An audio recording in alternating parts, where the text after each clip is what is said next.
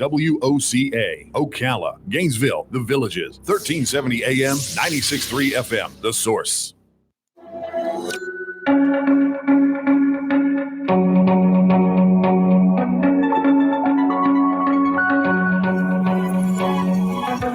Workshop presents Pappyland, featuring Pappy Druid in his house. Did you ever want to paint? Did you ever want to draw? Did you ever want to recreate anything at all? Well, now you can in Pappyland. That's where we are today. Where anything can happen. 'Cause Pappy drew it that way. That's awesome. Pappy drew it. If you know that song, We do Pappy. then you're going to wish you were here at the mall right now, because you could look through our window and you could see Pappy. Yes, you could. Pappy's in the studio. Michael Cariglio is Pappy from Pappyland. He's here to talk to us about what he has done, his work as a children's entertainer on TV. He was just telling me he's got a whole bunch of episodes that are regularly run on TBN, I think you said, right? And you were with PBS as well, right? PBS. You are a Vietnam veteran, so congratulations and thank you for your service. Thank you for your service. Pappy Druid is your alter ego. Yes. And you taught children about art and how to draw. You're a cartoonist, a professional artist, Yes. and you have a one-man show coming up on August 18th. Correct. From noon till 9 at the Infinite Ale Works here in Ocala. So Yes. good to see you, Michael. How are you? I'm doing well. And how are you guys doing? We're doing good. Good. So when did you do the show?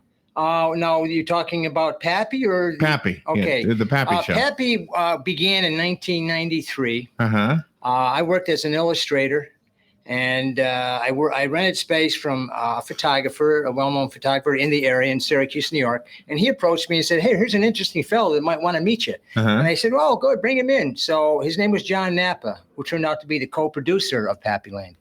Well, anyways, he said, "I'm a director and producer out in LA. I had a 10,000 square foot studio there, and I worked with Todd Fisher and Debbie Reynolds. That's Debbie Reynolds' son." And I said, "Oh, really? Interesting." And I said, "Well, I have a concept for a kid show I'd like to run by you."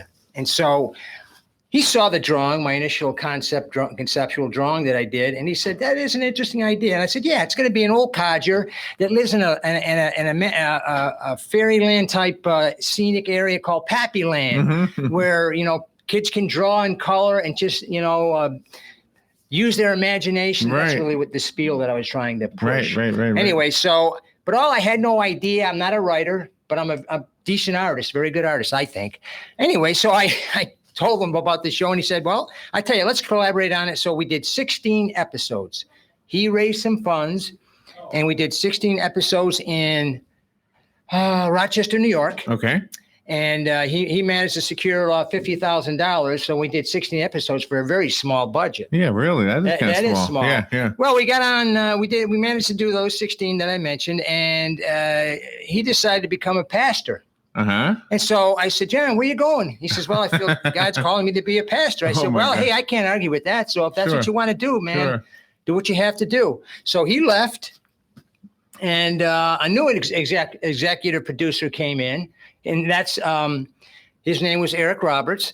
And together we continued to broaden our horizons as far as the episodes goes. And we completed 65 episodes Wow. at WCNY, Uh-huh. Syracuse, New York. And as time went on, we were voted by the TV Guide, when there was a TV Guide, one of the top 10 children's program. Nice. That was, and we were on the, I think it was the Good Morning Today show. What was the Good Morning America. Yeah, the Good Morning America, and I was doing all kinds of appearances, and I was entertaining kids in malls, the Roosevelt Mall in New York, and I went to all the toy fairs down at the Jacob Javits Center. Oh, yeah. Oh, yeah. Yes, Those and I are went huge. and we had all these PBS conventions I went to. I met Barney and a lot of actors that were part of the PBS, like for instance Paul Servino. He's one of those actors that they're always in those mafia movies. Paul Right. Servino, Goodfellas, I think he was in, and he was the guy in jail, and he's making pasta, so they were treating him really well. Yeah. Anyways, he loved Pappy, and I got a nice picture with him, and I met Barnett, Comfy Couch people. I met them. I met everybody. So, and then the children's realm. Wow, that is so Nice. exciting. So what happened was, then all of a sudden the Learning Channel picked us up, and we were very happy about that. So we ran over 100 PBS channels, Right. including Florida, Right. Tennessee, all across the country. Mhm. We had tons of mail. And so I decided that after our run with TLC, when that ended, everything comes to an end. All Right. good Right, things come to an exactly. end, unfortunately. Right, But they right, do. right. Anyway, so I decided to grow. pardon me? When that happens, it makes you grow. Yeah, and I'm a creative person, and I've always had a way to make ends meet. Plus, I'm a Vietnam veteran, and so I retired. I moved down to Ocala, and that was in 2008.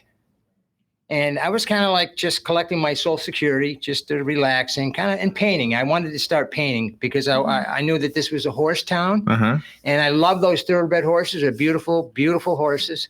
And I said, well, I'm going to start painting some horses, and just get into my painting. Yeah, Because yeah, I never yeah. had time to really get into my fine art. Doing all this children's entertainment took a lot of my time over the years. Sure. And yeah, even yeah. in illustration, when I was in advertising, I just didn't have time to paint. I was always doing ads for Right, people and right, cartoons right. and illustrations. Finally, I said, all right, I'm in Ocala. I'm going to start painting. So then my original co-producer, John Napa, called me up. And he said, hey, I think I might have a gig for you. And I said, well, it's perfect timing because I'm not really doing too much right now. And he said, well, you'd have to, it's a drawing show, just like Pappy, only it's for the Trinity Broadcasting Network. And I said, okay, so what do I have to do? Isn't that a religious operation? He Right, said, right. yeah, all you have to do is just do exactly what you did for Pappy, change the character. So I came up with Mike's Inspiration Station.